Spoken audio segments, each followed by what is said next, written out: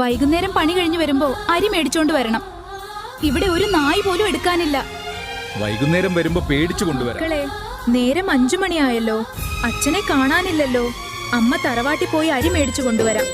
കുറച്ച് അരിയുണ്ടോ എടുക്കാൻ? ഇവിടെ ആരെയും ഒന്നുമില്ല. ചേട്ടാ, കുപ്പിക്ക് എത്ര അറിയും?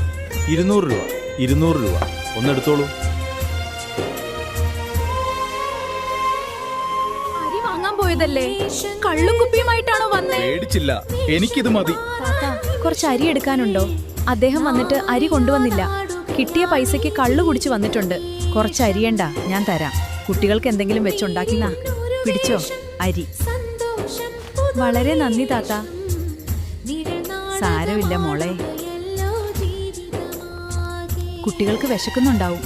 വേഗം ഉണ്ടാക്കി കൊടുക്കാം. കുറെ സമയമായില്ലേ. ചോറിന് കറിയൊന്നും ഇല്ലായിരുന്നു.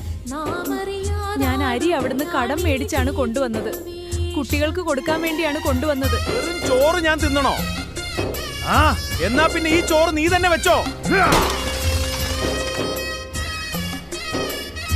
ഞാൻ എന്താ കുട്ടികൾക്ക് കൊടുക്കുക?